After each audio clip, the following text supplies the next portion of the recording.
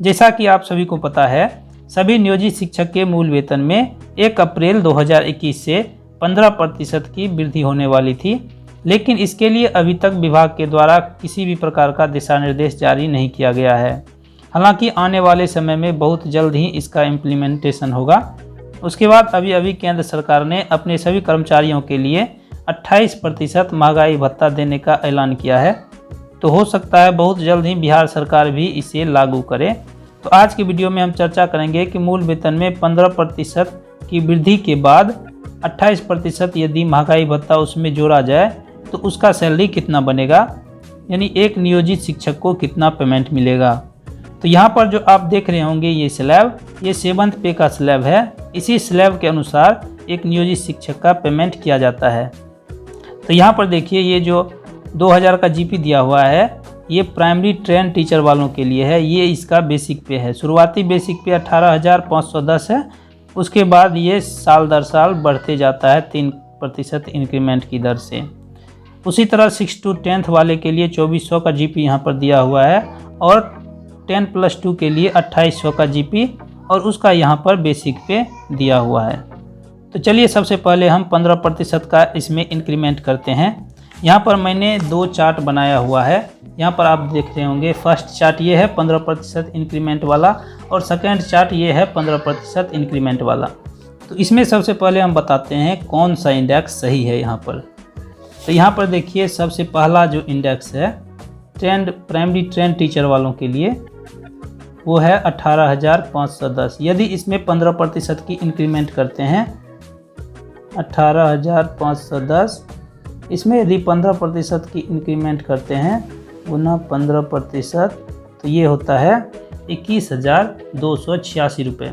यदि इसे हम 10वां गुणांक में लेते हैं, क्योंकि बेसिक पे जो है हर हमेशा 10वां गुणांक में ही लिया जाता है और उसका अगला क्रम जो होता है 10वां गुणांक में वही लिया जाता है। तो यहाँ 21,286.5 यदि है तो आप इसे कर सकते हैं 21,290 रुपये। तो 21,290 रुपये यदि करते हैं तो ये आता है 21,290 रुपये। उस पर दिए 28% यदि जोड़ते हैं तो उसका हो जाएगा 5962 रुपये। ये यदि पैसा में आता है तो इसमें भी आप रुपया में ले सकते हैं। इसे आप पैसा में नहीं जोड़ेंगे, अगला क्रम जो रुपए का होगा वो यहाँ पर आप ले लेंगे। लेकिन यदि इस लेवल को हम 15% इंक्रीमेंट करते हैं तो 21,290 यदि लेते हैं, लेकिन यहाँ पर जो सरकार के द्वारा लेवल तैयार किया गया है इसमें 21,290 कहीं पर नहीं दिख रहा है। तो 18,510 में यदि हम इंक्रीमेंट करते हैं 3% तो होता है 19,070 रुपये। उसके बाद 19,650, 20,240, 20,850, 21,480।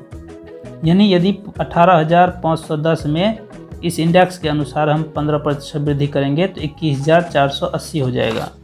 जो यहाँ पर मैंने देखिए यहाँ पर दिया हुआ है 21,480 का जो मैंने यहाँ पर स्ट्रक्चर बनाया हुआ है, तो ये आपको मिलेगा।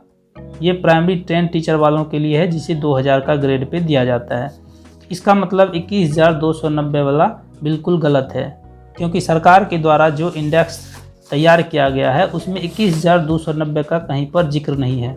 या हो सकता है सरकार के द्वारा 15% जब इंक्रीमेंट हो एक नया इंडेक्स तैयार हो, लेकिन अभी तक इसकी अधिसूचना नहीं जारी की गई है।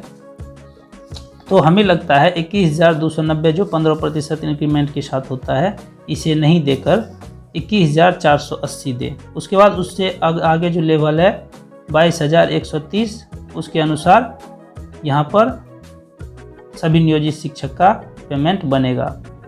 तो सबसे नीचे वाला जो इंडेक्स है वो है 21,480। उसमें यदि 28% का महंगाई भत्ता जोड़ते हैं तो वो होता है 6,015 रुपये। उसके बाद HRA 4% यदि जोड़ते हैं, जो ग्रामीण इलाकों के जो शिक्षक हैं उसको दिया जाता है, तो वो होता है 860 रुपये। मेडिकल 1,000 रुपये, तो ग्रॉस पे हो जाता है 29,355 रुपये। और उसमें 1,800 की यदि EPF कटौती करते हैं तो उसके बाद जो पेमेंट होता है 27,555 रुपये शिक्षक के अकाउंट में क्रेडिट किया जाएगा। तो इसी तरह से आप अपना यहाँ पर मूल वेतन देख सकते हैं कि आपका मूल वेतन यदि मान लीजिए आपको 20,850 रुपये मूल वेतन मिल रहा है, तो इसे यहाँ पर 5 इंडेक्स आगे जाना है, 1 2 3 4 5, तो आपको मिलेगा 24,190 रुपये। तो 24,190 रुपये के अनुसार यदि हम बेसिक पे लेते हैं तो उसके अनुसार पेमेंट बनेगा 32,932 रुपये। 1,800 रुपये EPF कटौती के बाद 31,132 रुपये आपके अकाउंट में क्रेडिट किया जाएगा। तो यहाँ पर आप किसी भी इंडेक्स का पेमेंट देख सकते हैं, बेसिक पे आपको कितना मिल रहा है उसके अनुसार यहाँ पर जो चार्ट बना हुआ है उस बेसिक पे से मिलान करके अपना वेतन निर्धारण कर सकते हैं। इसमें किसी भी प्रकार का यदि आपको परेशानी है तो मुझे कमेंट बॉक्स में कमेंट करके पूछ सकते हैं, मैं जवाब देने का भरपूर प्रयास करूँगा।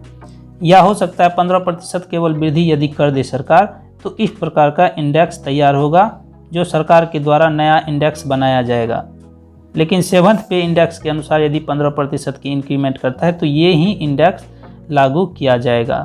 तो इस इंडेक्स से जितना पेमेंट बनता है वो आपके सामने दे दिया गया है, तो आप इसे देख सकते हैं। उसके बाद यदि आप 6 to 10th में बहाल हैं, ग्रेजुएट टीचर हैं, तो आपको 2400 का GP मिलेगा और यहाँ पर देख रहे हैं इंडेक्स दिया हुआ है।